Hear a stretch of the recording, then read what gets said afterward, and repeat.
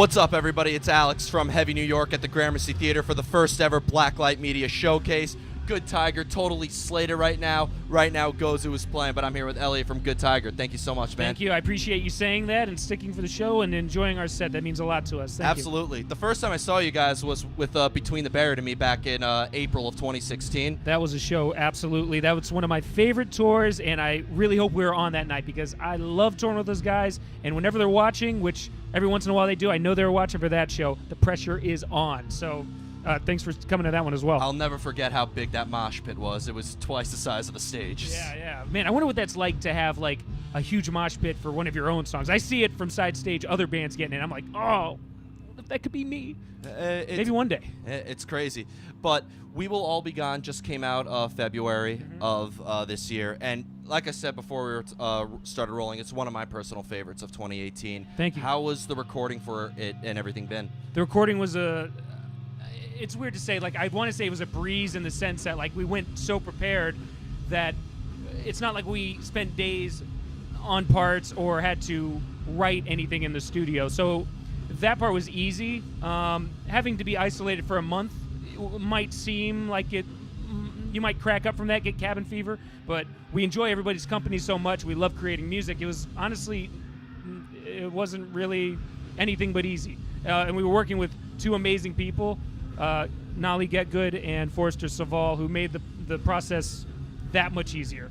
It was one of the, it's a moment in my life I will always remember, all for good reasons. I loved every second of it. That's great. I've heard too many stories on how, like, the recording session, there was a lot of pressure, or it was a pain in the ass. I almost killed a guy, so we did the smart thing, and we recorded an album that wouldn't have been due for about a year, so there was no pressure.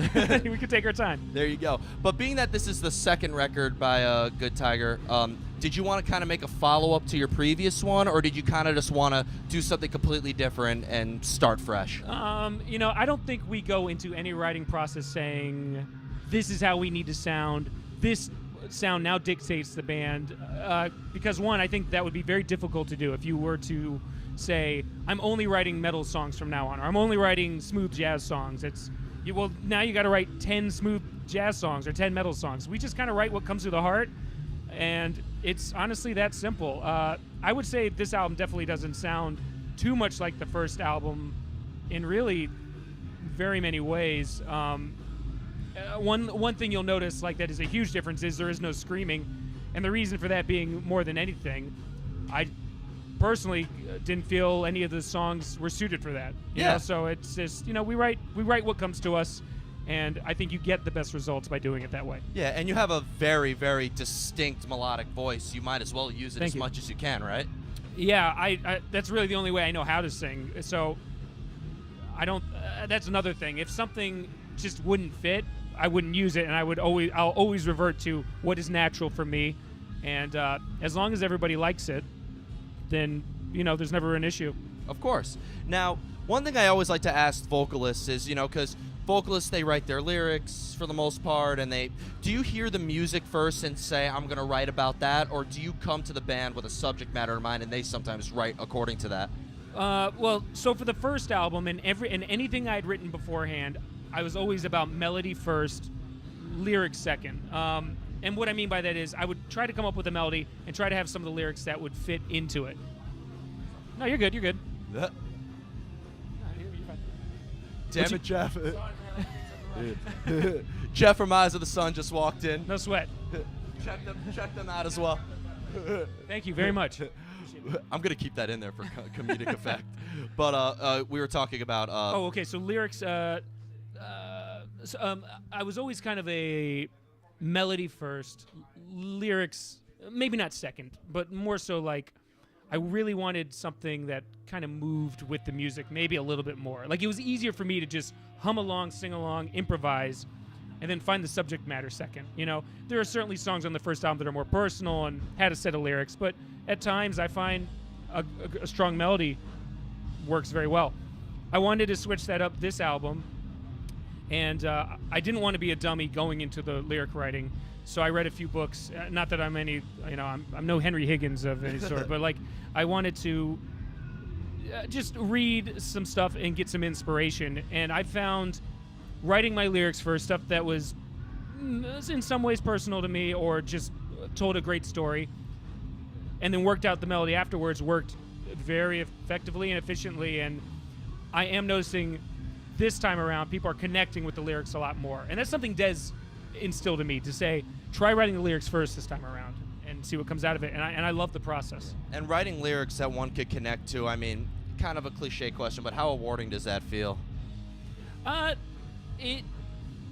guess maybe because I'm sometimes unaware if anything I'm writing has substance to somebody else.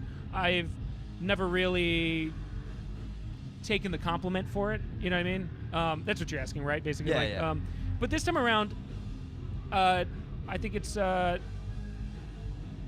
I appreciate it a lot more. Well, actually, going back to the first album, I will say this. A gentleman came up to me at one of the shows and told me that he was a recovering alcoholic, and that Enjoy the Rain, which is specifically about just, drinking way too much all the time, how it helped him get through, maybe not beat his addiction, but it helped him when he was recovering from it. And that actually meant a lot. So, there are moments where I'm actually able to appreciate somebody finding an outlet through the lyrics, especially. Of course. Now, Good Tiger has toured with a variety of bands. You just recently played a show at Revolution with my friends at Cryptodira. You just played now with Candiria, who God knows what you call them. But I saw you with Between the Buried and Me and August Burns Red. You're hitting the road with Protest the Hero soon. Mm-hmm. So depending on who you're touring with, do you know maybe like notice a different type of audience or size of mosh pit for that matter? I mean, I would say if we're playing with the likes of Periphery or August Burns Red, a song like Snake Oil will get people moving a lot more than a song like Blue Shift. Yeah. But I think when it comes to crowd, the Dance Gavin dance crowd really seemed to enjoy everything from the set. It didn't seem too weird for them. So I guess maybe more of a rock sort of crowd might. Am I answering this right? Yeah, well, I mean, when I listen to you guys while you have your heavy parts, I could easily see people who are not into metal at all, be very into your record, you know what I mean? I see what you mean. Well, yeah, people can have an easy way of digesting it, I guess, live. People have told us that our music does translate well live, which is certainly what we strive for. So I think it's always easy to get people at least bobbing their heads during something. And we have an amazing drummer. We have amazing guitar players. We have an amazing bass player. There's something in there, I think, there's somebody in the band that I think everybody can appreciate for what they're doing. Absolutely. Personally. So before we go, I first of all want to thank you so much for your time. It's a crazy day. For those of you wondering, Gozu is playing upstairs right now, and check them out if you hadn't already. But I know We Will All Be Done is officially out now. I know you're hitting the road with Protest the Hero soon. Can we be expecting anything else from Good Tiger that you're allowed to tell me while we're recording? If I had secrets to keep from you, I'd keep them from you. But I mean, to be honest, it's the album just came out. We're always writing and demoing, but I wouldn't say we're working on a new album yet, obviously.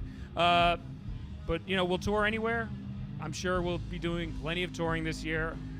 I don't know where, I don't know when, but it's coming, and I'm very excited for our headliner we have coming up, and for the Protest the Hero shows. That's going to be so much fun. I hope to see everybody there. And you'll be back at this very venue in like less than 2 months from now. Yeah. It's so funny. I haven't played this venue since 2011, and now I'm going to be back here twice in 2 months.